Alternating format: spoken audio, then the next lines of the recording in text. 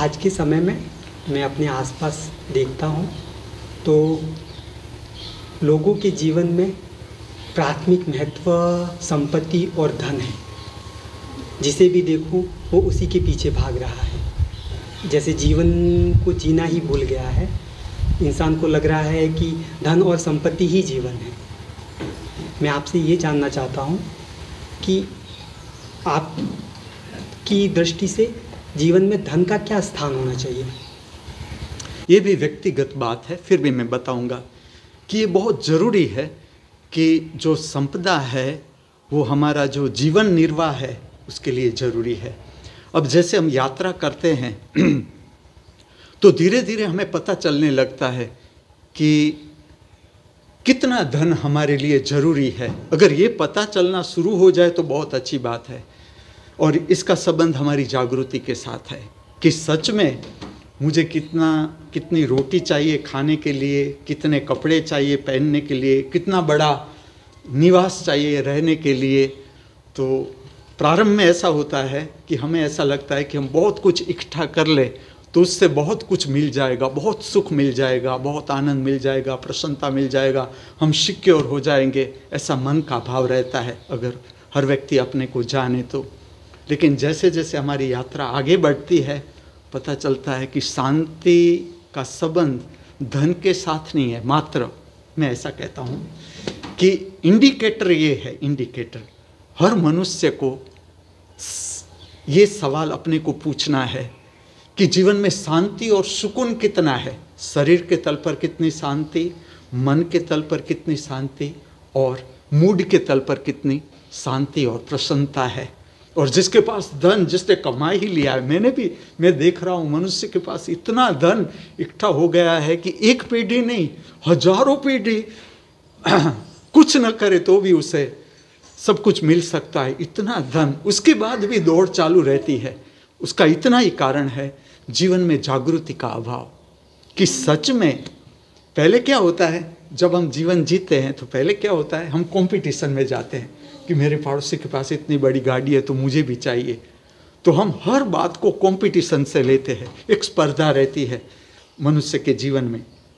लेकिन जब जागृति प्रकट होती है, जागृति का अर्थ है हम स्वयं को समझना शुरू करते हैं, स्वयं को समझना। और ये बहुत ज़रूरी है। मनुष्य की जो यात्रा है इसमें ये बहुत ही ज़रूरी है। मैं तो इतना कहता हूँ, केवल एक क्षण के लिए, एक क्षण, केवल 1 मिनट से भी ज़्यादा नहीं, हर मनुष्य को इतना पता होना चाहिए कि सुबह में 1 मिनट आंख बंद करके अपने अंतर जगत का दर्शन करे और शाम ढलती है या रात को सोने से पहले केवल 1 मिनट अपने अंतर जगत का दर्शन करे। धीरे धीरे ये प्रक्रिया स्वयं से परिचित करती है कि सच में मुझे कितना चाहिए। मैं हमेशा आपको कहूँगा कि जब सुबह हो पहले पूछो कि मुझे चाहिए क्या इस जगत से, मैं क्या पाना चाहता हूँ और क्या खोने का डर, भय और चिंता मेरे भीतर है।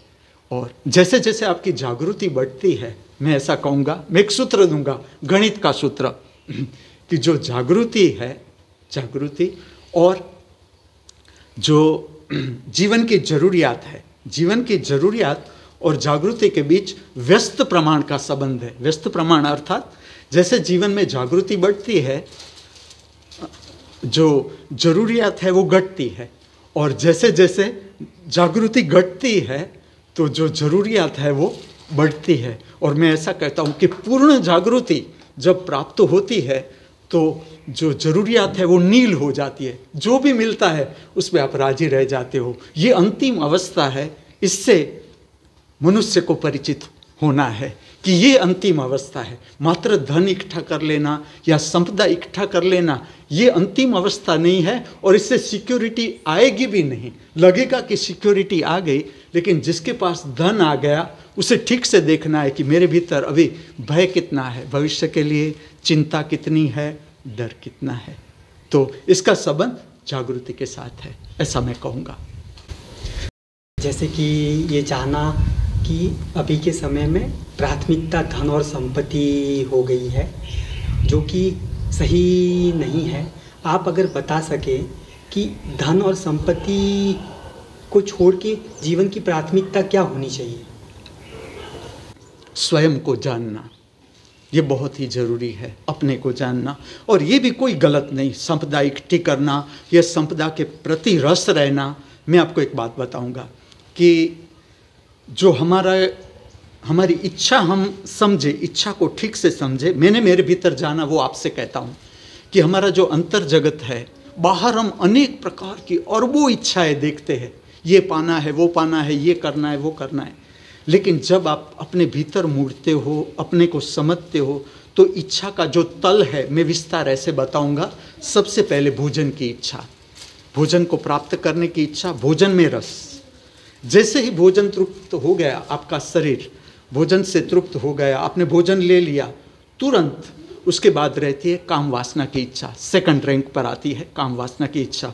और दोनों के लिए शरीर चाहिए, भोजन प्राप्त करने के लिए भी शरीर चाहिए और काम वासना में उतरने के लिए भी शरीर चाहिए। तो तीसरी जो इच्छा है वो है सांस उच्छ्वास की इच्छा।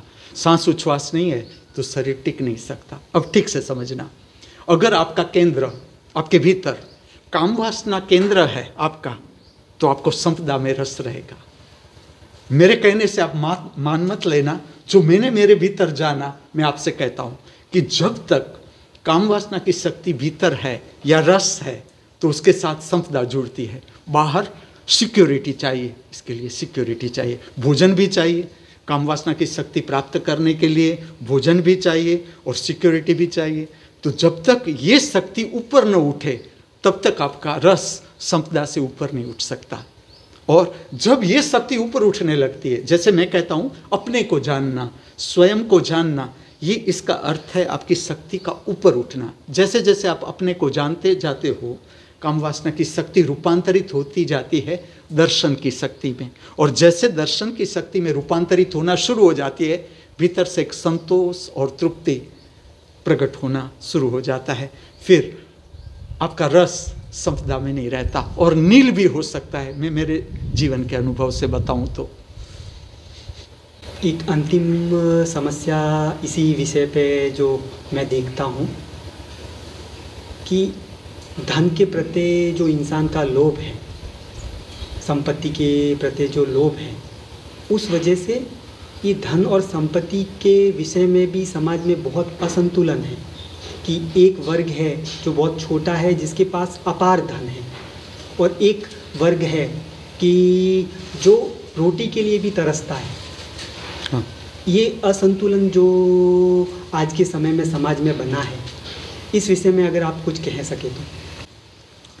ये ऐसी बात है, ये सदा रहेगा, सदा। ये जो असंतुलन है ये कुछ भी नहीं, ये एक विकास ही है, विकास। और ऐसा कभी नहीं हो सकता कि तुम्हें जो जरूर हो। सच में क्या होता है कि हम इस तरह से जीवन जीते हैं, जो मैंने कहा कि हम प्रतिस्पर्धा से जीते हैं कि मेरा पड़ोसी इस तरह से जीता है, इसके पास इतना रुपया है, इसका बेटा अमेरिका चला गया, अभी मेरा बेटा नहीं गया, इसका बेटा डॉक्टर हो गया। तो हमारे भीतर एक प्रतिस्पर्धा या मन चलता है, अपेक्षा हमारी प्रतिस्पर्धा के कारण रहती है एक तल पर। लेकिन जो आपकी ज़रूरियात है वो मैं कहता हूँ अस्तित्व आपको दे ही देता है, दे ही देता है। और जैसे जैसे आप अपने को समझना शुरू करते हो, वैसे वैसे आपके भीतर लोभ नहीं बढ़ेगा। जो लोभ है वो मन की शक्ति है, मन का गुण है, ऐसा समझो, मन का गुण है। अगर मन जो हमारा है वो इस तरह से है, पाने का लोभ, कुछ पालूं मैं, और क्या पालूं? सुख। और सुख भी मैं इतना पालूं कि वो कभी पूरा ही ना हो। लेकिन मन से तुम कभी भी अपार सुख पा नहीं सकते, ऐसा सुख पा नहीं सकते जिसका रूपांतर दुख में न हो। क्योंकि मन जो है वो लोभ, उसका सेंटर है, मन का सेंटर है लोभ। तो जब तक मन के तल पर है मनुष्य, और सब मनुष्य मन के तल पर नहीं, इस पृथ्वी में तुम देखोगे अनेक लोग ऐसे हैं जिसने मन का तल पार कर लिया या मन को समझ लिया। जैसे तुम मन से ऊपर उठना शुरू होते हो, जैसे ये प्रक्रिया शुरू होती है, मन से ऊपर उठना शुरू होता है तुम्हारे भीतर, आत्मिक गुण कभी भी लोभ नहीं हो सकता। कोई भी आत्मवान व्यक्ति को मिलना तुम इस पृथ्वी पर, जो तुम्हें लगे कि इसके जीवन में आनंद है, उल्लास है, प्रसन्नता है, इसके सानिध्य में शांति है, तुम देखोगे कि उदारता भी होगी। क्योंकि जो उदारता है ये आत्मिक गुण है, और जो लोभ है ये मानसिक गुण है। तो जब तक लोभ है उसका इतना ही अर्थ है कि अभी मन के तल पर यात्रा चल रही है, और जैसे ये रूपांतरित हो जाता है, जैसे ये ऊपर बढ़ता है, उसे भी आगे जाना है, लेकिन उसे अभी रास्ता पता नहीं कि किस तरह से आत्मिक संपदा को प्राप्त किया जा सके। और जैसे होता ही है, आज नहीं तो कल, कल नहीं तो परसों, इस जन्म में नहीं तो अगले जन्म में भी ये प्रविष्ट हो ही जाता है आत्मिक तल पर। और जैसे ही हम आत्मिक तल पर प्रविष्ट हो जाते हैं, हम किसी से छीनना पसंद नहीं करते, संचय पसंद नहीं करते। उसका गुण है, आत्मा का गुण है उदारता, बेशर्त अपने को लूटाना। जिस तरह से सूर्य लूटा रहा है, पृथ्वी लूटा रही है, पूरा अस्तित्व लूटा रहा है, उसके हम भी सहयोगी हो जाते हैं। ये मेरा देखना है। जो बड़े लोग हैं वो धन को किस दृष्टि से देखते हैं वो तो शायद बदलना बहुत ही कठिन है, पर जो हमारा युवा वर्ग है जिसने अभी तक धन को कमाना शुरू भी नहीं किया और उसमें वो अभी अपना पहला कदम रखने जा रहे हैं, वो शायद एक सही दृष्टिकोण से अगर आगे बढ़े तो चीज़ें बदली जा सकती है।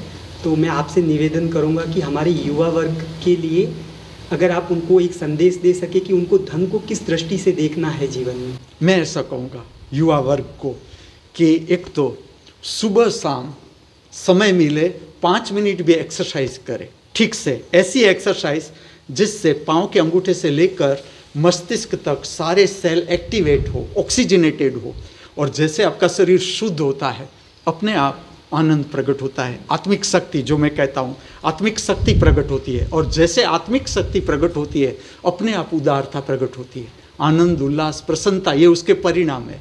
तो युवा वर्ग को मैं ऐसा कहूँगा कि जब भी समझ लो कि हॉलीडे है, छुट्टी का दिन है, उस समय ज़्यादा एक्सरसाइज करनी है, प्रातःकाल में भी और सायंकाल में, रात को सोने से पहले या भोजन लेने से पहले, जो उसे अच्छा लगे, जिस तरह की एक्सरसाइज अच्छी लगे, लेकिन ध्यान में ये रखना है कि पूरा शरीर एक्टिवेटेड होना चाहिए, आलस्य को भगाना है, ऐसा मैं कहूँगा। अगर युवा वर्ग अपने स्वास्थ्य पे और इस पे ध्यान देगा और अपना शरीर शुद्ध करेगा तो उसका दृष्टिकोण अपने आप ही सही हो जाएगा। जरूर। धन्यवाद गुरु जी। अंत में मैं स्मरण करवाऊंगा आज का ये पवित्र दिन, परमात्मा की महामूल्य भेंट, इससे बड़ी भेंट कोई हो ही नहीं सकती, बिना कहे बिना मांगे बेशर्त फिर से हमारे हाथों में। आज तक जो भूल हम करते आए हैं या हमसे हो जाती है या हो गई है, उसको सुधारने का, संवारने का एक फिर से स्वर्णिम अवसर हमारे सबके हाथों में, जो अब हमें खोना नहीं है। स्मरण रहे आज का ये पवित्र दिन हमारे जीवन में कभी भी वापस नहीं लौटेगा, इसलिए आज का ये पवित्र दिन हम सब पूर्णता के साथ, समग्रता के साथ, हृदय में आनंद, उल्लास, प्रसन्नता, मित्रता पूर्ण भाव के साथ जिए, ऐसी प्रातःकाल की हमारी सबकी हार्दिक भावना, हार्दिक प्रार्थना।